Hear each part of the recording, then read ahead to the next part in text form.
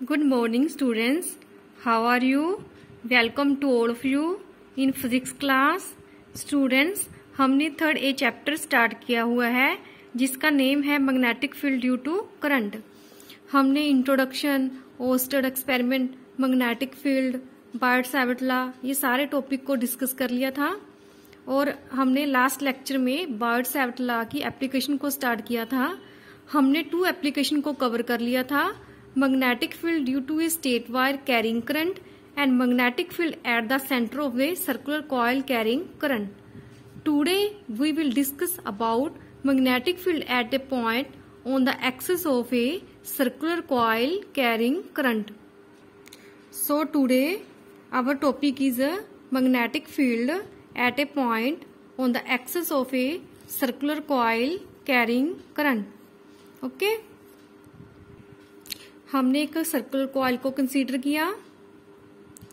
ये circular coil का centre है। इस सेंटर से हमने एक्स डिस्टेंस पे एक पॉइंट पी कंसीडर किया। इस रिंग में करंट पास हो रहा है। करंट पास होने से एट ए पॉइंट पी पे जो मैग्नेटिक फील्ड प्रोड्यूस हो रहा है उसकी वैल्यू हमने फाइंड करनी है।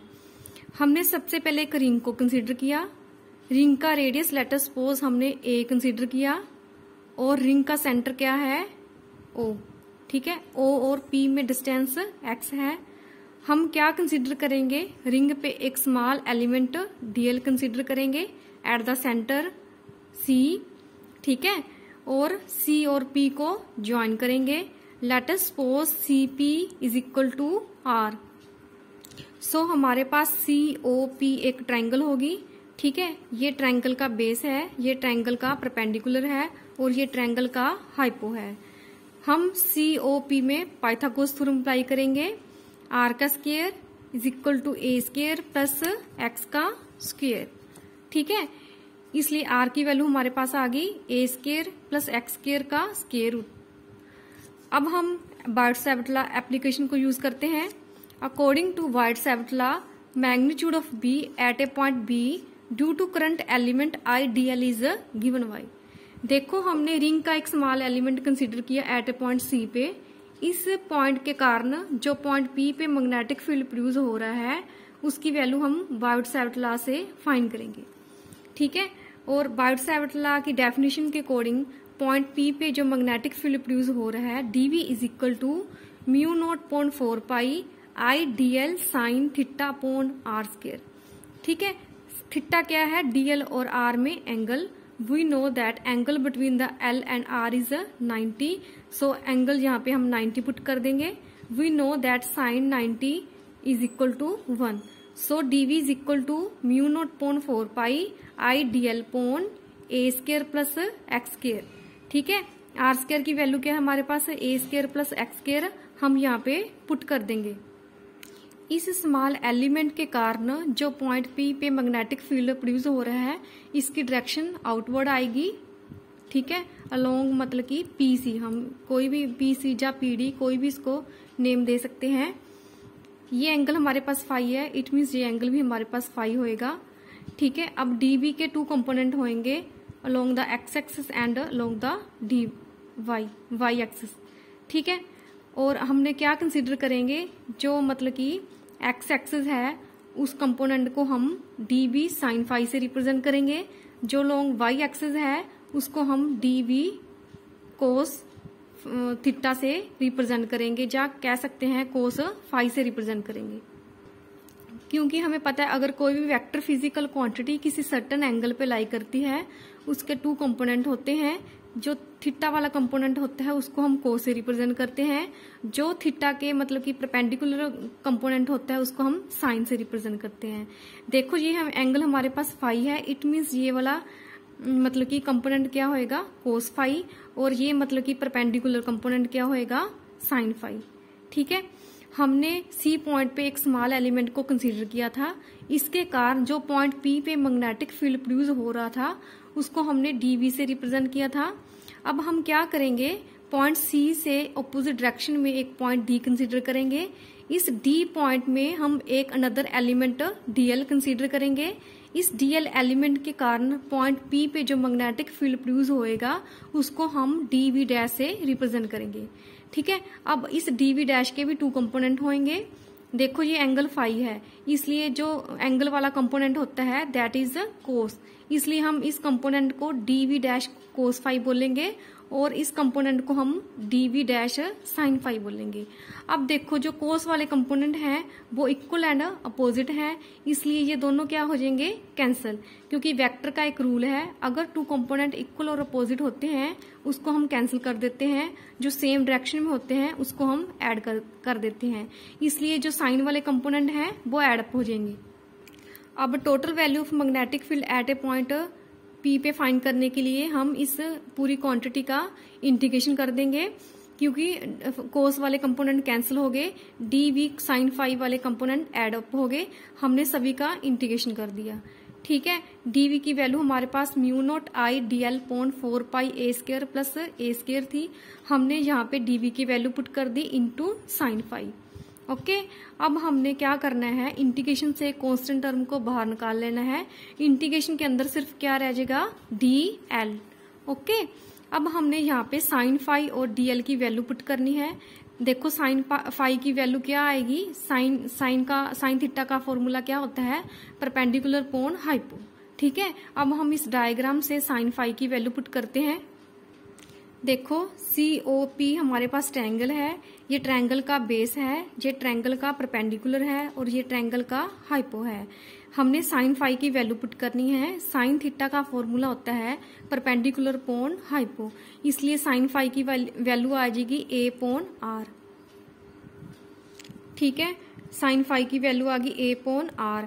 R की वैल्यू है square root A square plus x square, हमने पुट कर दी। DL की वैल्यू पुट कर दी हमने 2 पाई A, क्योंकि DL का इंटीग्रेशन क्या है, circumference of the circle. Circumference of the circle क्या होता है, 2 पाई R। यहाँ पे रेडियस क्या है A, इसलिए हमने DL इंटीग्रेशन की वैल्यू पुट कर दी 2 पाई A। ठीक है, अब हमने इस टर्म को सोल्व करना है। यहाँ पे 1 है, यहाँ पे 1.2 है, इसको हम इकट्ठा करके लिख देंगे। इसकी वैल्यू पावर आ गई 3.2। ओके, अब देखो इसकी डायरेक्शन आएगी अलोंग द PX, क्योंकि जो साइन फाई वाला कंपोनेंट है इसको हमने एक्स से रिप्रेजेंट किया है। देखो बच्चे, हमने ये n टर्म के लिए इसकी वैल्यू फाइंड की है, तो हम इसको n से मल्टीप्लाई करेंगे। b is equal to mu not upon 4 pi 2 pi N A I A square upon A square plus x square का 3/2 पावर। अब हम इसमें स्पेशल केस कंसीडर करेंगे, when point P lies at the centre. अगर point P centre पे lie करता है, ठीक है, तो x की वैल्यू क्या होएगी, 0, इसलिए हम यहाँ पे x की वैल्यू 0 पुट कर देंगे। जब हमने यहाँ पे x की वैल्यू 0 पुट कर दी, ये सारी टर्म किसके इक्वल आ गई, 0 के। यहाँ पे पावर स्क्वायर है और ऊपर पावर 3/2 है, इसको सोल्व करेंगे हम, 2 के साथ 2 कैंसिल हो जाएगा, तो a की पावर आ जाएगी 3। ठीक है, तो b की वैल्यू हमारे पास क्या आ गई, स्पेशल केस में when x is equal to 0 mu not upon 4 pi 2 pi N A का स्क्वायर आई ए क्यूब। ऊपर a स्क्वायर है, अपोन में a क्यूब है, इसलिए ये कैंसिल हो जाएगा, अपोन में टर्म रह जाएगी only a। Next special case, when p points lies away far away from the centre of the coils. जब p पॉइंट सेंटर से बहुत ज्यादा लार्ज डिस्टेंस पे है, then x is very very greater than a। ठीक है, जो हमारे पास a square plus x square वाली टर्म है उसको हम एक्स स्क्वायर के इक्वल लिख सकते हैं, क्योंकि this is term is very very short as comparison to X. ठीक है, हम a square plus x square सारी टर्म को क्या पुट कर देंगे, एक्स स्क्वायर। ठीक है, क्योंकि इस टर्म को हम क्या कर देंगे, नेग्लेक्ट। यहाँ पे पावर स्क्वायर है, यहाँ पे 3/2 है, 2 के साथ 2 कैंसिल हो जाएगी पावर, तो x की पावर कितनी आ जाएगी, q।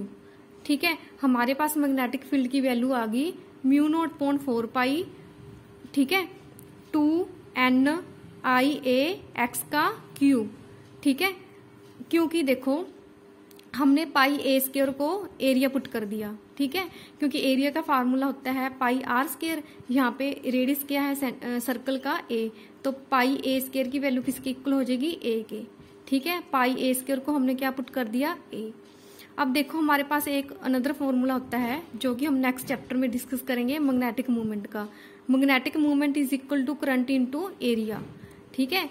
अब देखो करंट इनटू एरिया को हमने m पुट कर दिया, तो b की वैल्यू आ गई μ0/4 पाई 2m/x³।